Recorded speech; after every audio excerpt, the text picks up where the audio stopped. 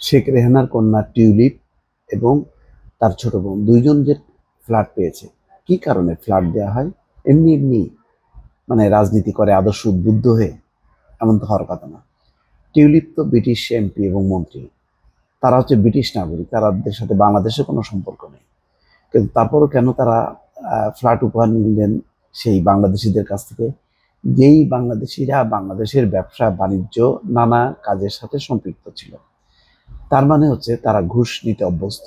এই কারণে এখন সন্দেহ করা হচ্ছে যে 8টি বড় প্রজেক্টে যে 80,000 কোটি টাকা পাচার লুটপাট, যেখানে শেখ হাসিনা এবং শেখ রেহানার পরিবারের সদস্যদের নাম সামনে আসছে, তাহলে তারাও সেই সব কর্মকাণ্ডে ছিল।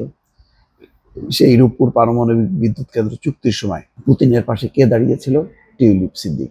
কেন দাঁড়িয়েছিল? টিউলিপ সিদ্দিক তো ব্রিটিশ নাগরিক, বাংলাদেশি বংশোদ্ভূত ব্রিটিশ নাগরিক। সে কি দাঁড়িয়ে থাকতে পারে? দাঁড়াতে পারে? এটা কি তাদের পারিবারিক কোনো প্রকল্প ছিল? সরকারের প্রকল্প ছিল। তো সরকারের লোকজন বাদ দিয়ে তারা কেন ছিল? ডাল মেকুস কালা হয়, সব আস্তে আস্তে বের হবে। যাই হোক, এখন একটি রহস্য উদ্ঘাটিত হয়েছে। টিউলিপকে ফ্ল্যাট দেওয়া মঈন গনি ছিল সরকারের আইনি পরামর্শক। তার মানে এরা আইন কানুন তো ছিল সব, কাকে সাজা দেওয়া হবে, কাকে কি করা হবে, সব কিছু টাকা পয়সা লেনদেন ঘুষ। তাহলে শেখ হাসিনার আইনি পরামর্শক মঈন গনি তিনি টিউলিপ সিদ্দিককে ফ্ল্যাট দিয়েছেন এমনি এমনি, অন্য কোনো কারণ নেই। এই লোকরা আইনজীবী মঈন গনি তারা কোনো সুবিধা নেয়নি, এটা বিশ্বাস করতে হবে।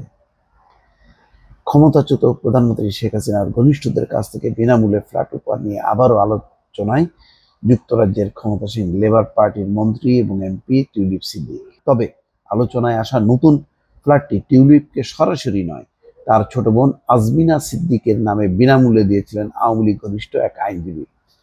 আজমিনাকে ফ্ল্যাটটি 2009 সালে হস্তান্তর করেন বাংলাদেশি আইনজীবী মঈন গনি। তার মানে তখন অলরেডি হাসিনা ক্ষমতায়। তিনি শেখ হাসিনার সরকারের সময়, দেখেন, তিনি শেখ হাসিনার সরকারের সময় বিদ্যুৎ জ্বালানি ও টেলিযোগাযোগ খাতের বিভিন্ন সরকারি প্রতিষ্ঠানের আইনি পরামর্শক ছিলেন। বুঝতে পারছেন? খুব লাভজনক প্রতিষ্ঠানগুলোর আইনি পরামর্শক ছিলেন। পাশাপাশি এসব প্রতিষ্ঠানের আন্তর্জাতিক মামলার আইনজীবী ছিলেন তিনি। শেখ রেহানার পরিবারের সঙ্গে গনির সম্পর্ক কি? সেই সম্পর্ক, গনি ছিলেন শেখ রেহানার ছেলে রেদওয়ান মুজিব সিদ্দিক ববির বন্ধু। দুজন একই বিশ্ববিদ্যালয়ে পড়াশোনা করেছেন। এই পরিচয় ব্যবহার করেই আওয়ামী লীগ সরকারের সময় নানা সুবিধা লাগিয়েছেন গনি। মামলায় হারে বাংলাদেশ। আওয়ামী লীগ সরকারের আমলে গনি আন্তর্জাতিক বিরোধ সংক্রান্ত বিভিন্ন বিষয়ে মামলায় কয়েক বছর বাংলাদেশের পরামর্শক হিসেবে কাজ করেছেন। শেখ হাসিনা সরকার 2021 সালে তাকে বিশ্বব্যাংকের একটি প্যানেলে দায়িত্ব পালনের জন্য মনোনীত করেছিল। শেভরন ও সিমিটার নামে দুই প্রতিষ্ঠানে করা আন্তর্জাতিক মামলা পরিচালনা করেছিলেন ডক্টর কামাল হোসেন। ওই দুটি মামলাতেই বাংলাদেশ সহজে হেরে যায়। হারবে কেন? এই সমস্ত তো, এদের তো কোনো কনসেন্ট্রেশন নেই, এরা তো দালালি করার জন্য যুক্ত হয়েছে। 2010 সালে নাইকো, পেট্রোবাংলা, বাপেক্স এবং বাংলাদেশ সরকারের বিরুদ্ধে আন্তর্জাতিক আদালতে মামলা করে। প্রথম দিকে মামলাগুলোর দেখাশোনা কামাল হোসেন করলেও পরে তা দেওয়া হয় আওয়ামী লীগের প্রভাবশালী মন্ত্রী ডাক্তার দীপু মনির স্বামী আইনজীবী তৌফিক নেওয়াজকে। 2014 সালে এমন একটি মামলায় হারে বাংলাদেশ, ইচ্ছা করে করে হারছে যাতে ওই টাকার ভাগাভাগি করা যায়। বাংলাদেশ হারলে মানে বাংলাদেশকে টাকা দিতে হবে, ওই টাকা ভাগাভাগি হবে।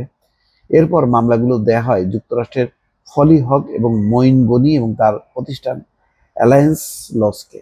মানে ধরেন এই আন্তর্জাতিক আদালতে মামলা হলো, ওই যারা হলো টাকা পাবে তাদের সাথে নেগোসিয়েশন করলো যে আমরা হেরে যাব, কত দিবা বলো।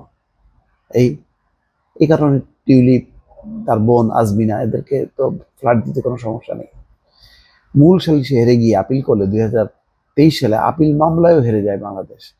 পিডিবির বিরুদ্ধে আন্তর্জাতিক সালিশি আদালতে মামলা করেন এনইপিসি কনসোর্টিয়াম। এই মামলায় বাংলাদেশের বিপক্ষে রায় আসে।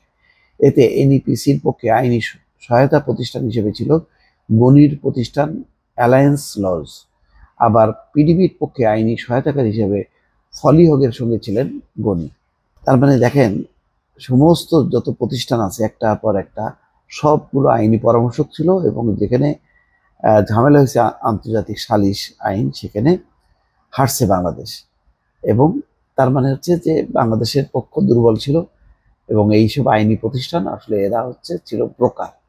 তারা ওইসব কোম্পানির সঙ্গে যোগাযোগ করে হারার কারণে বাংলাদেশ গভর্নমেন্টকে যে ক্ষতিপূরণ দিতে হয়েছে সেই টাকা তারা ভাগ বাটোয়ারা করছে। তদন্ত করলে আসলে দর্শক এইসব বিষয় বের হবে। এই কারণেই টিউলিপ তার বোন আজমিনাকে ফ্ল্যাট দিতে কোনো সমস্যা নেই। দর্শক ভালো থাকবেন, আল্লাহ হাফেজ।